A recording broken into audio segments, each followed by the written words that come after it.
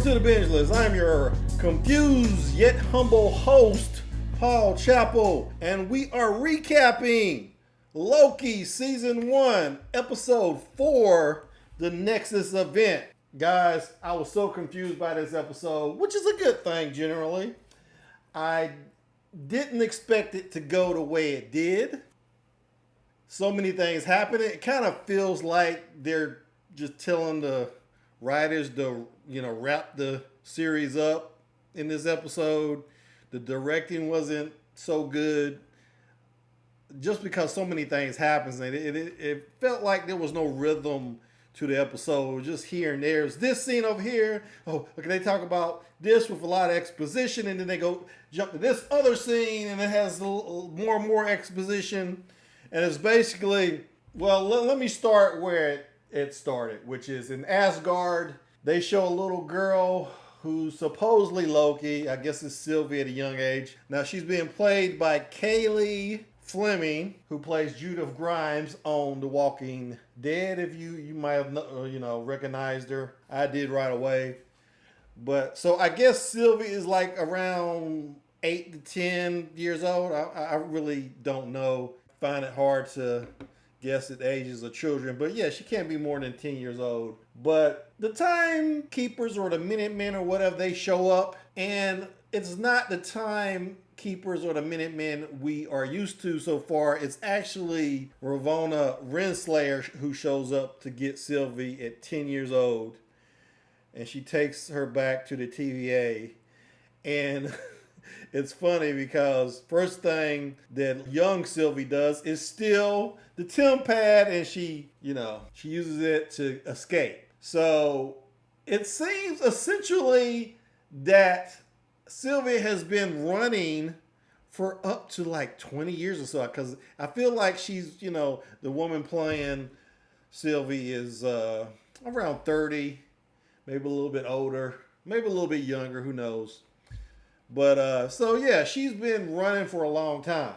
And that kind of threw me for a loop that this little kid could have figured out all she figured out.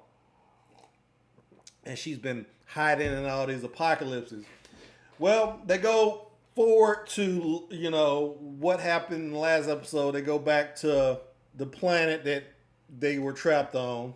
Sylvia is just so depressed because she's fought so hard against the TVA, and now she's about to die because of this idiot male Loki. Right? She's really pissed off about that. But Loki, as I said in my last recap, he's just infatuated with her, and that causes a Nexus event. Whereas normally they wouldn't register anything on the timeline, the sacred timeline, but I guess because Loki has these feelings for her, maybe she has feelings for him too. I'm not so sure about that. It didn't seem like she had a particular adverse reaction to some stuff that happens later in the episode, we'll get to in a minute. But yeah, it creates some kind of Nexus event. The TVA, they know where they are. I don't know why they don't just let them die. I mean, what's the whole purpose in saving these Lokis that you've been trying to kill the whole time? You know they're about to die on this planet. Let them die. It seemed like it would be the natural response to this, but I guess they want to, I don't know, debrief Sylvie on some stuff and find out how she was evading them. I mean, they already know a little bit, but maybe, I don't know. It seemed kind of contrived that they wouldn't kill them or allow them to die on the planet. But whatever, they take them back to court, and they put Loki into this time loop thing where he relives this moment with Sylph from the Thor movies. Jamie Alexander plays Sylph, where she makes an appearance. She's in this time loop, this pocket dimension that Mobius puts Loki in, and apparently during this event that is playing over and over again, Loki did something to Sylph. I think he cut her hair. That's what it seems like. He cut her hair, and she kicks him in the balls and walks out. And that keeps happening on the loop. Again, I don't know why they even bothering to punish Loki when they're just going to kill him anyway. Doesn't make too much sense. It's funny. Meanwhile, this is why they needed them not to die right away because Sylvie has the soul doubt and Loki has the soul doubt in the Minutemen. You know, Loki tells Mobius that he is a variant, I think. I may be wrong about that. But he does tell Mobius that the TVA has been lying to him, and he kind of feels like that is probably true when he talks to Renslayer later, and he's asking her about C20, what happened to C20, and Renslayer tells him that, well, you know, she was doing very, very badly. We pretty much had to put her down. I guess that's implied. Really what is happening is that C20, of course, remembers that she had a prior life on Earth and that she was kidnapped by the Timekeepers. And no one in the TVA knows this, so the implication here is that they had her killed. And Mobius knows this. He goes to this meeting with Renslayer and he steals her Tim pad and he finds out that yes, they did indeed kill C20. Okay, meanwhile, Sylvie is a little bit of doubt in B15. B15 wants to know where these memories came from. She thinks Sylvie planted the memories, but Sylvie tells her that I can't really do that. I can only enchant you and make you remember things. So now B15 knows that she also has been abducted from Earth at some point. And the thing here is that the Minutemen all think that the Timekeepers created them. And that's not true. They're all variants. So basically, for some reason, again, this episode is very contrived. They're taken before the Timekeepers, which is exactly what Sylvie wanted. And the Timekeepers say, I don't even remember what they say. It's not important because we find out in short order that they're not even real. They're like androids because B-15 crashes whatever they're doing in this room. I don't know whether they're having I really need to watch this episode again because they threw so much at you, and it felt like they were, you know, just marking off little check marks on a chart. That's what it felt like. This episode felt like. Also, I have to mention that they kill Mobius because Renslayer finds out that he took her Tempad and that he knows that he's a variant.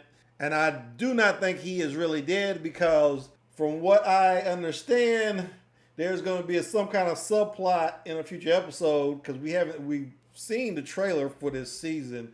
And there's obviously something is going to happen with Loki running for president. And in fact, you can see in this poster that Owen Wilson is in the background. So he's not dead. But I don't really understand how he is going to come back. It's kind of puzzling to me. Anyway, they're in this court hearing with the Timekeepers or whatever you want to call it. Both Loki and Sylvie. B-15 comes in and throws Sylvie a sword. Yeah, so Loki and Sylvie fight their way out of this. Sylvie knocks out Renslayer. Then she takes her sword and throws it one of the Timekeeper, cuts off his head, and it's revealed that he is an android, not even real. And then Renslayer wakes up while Loki is talking to Sylvie. Loki's about to declare his love for Sylvie. This is why I say she probably doesn't love him. It doesn't feel the same way he does. Because Renslayer, and this totally threw me for a loop, kills Loki with one of those little sticks that completely vaporizes somebody. She vaporizes Loki. Yes, that's right. If you haven't seen the episode, I'm sorry, spoilers. She vaporizes the main character. So, but don't worry, there is a post-credit scene. But anyway, before we get to the post-credit scene, Sylvie fights Renslayer and puts the sword to her throat and says, the last thing she says, you're going to explain to me everything. At this point, I have no idea what's going on. If the Timekeepers are fake, who's in control? We know it can't be Renslayer because in that flashback at the beginning of the episode, we see that she was just like everybody else at one point. She was an analyst, just like Mobius at one point. So she was not in control.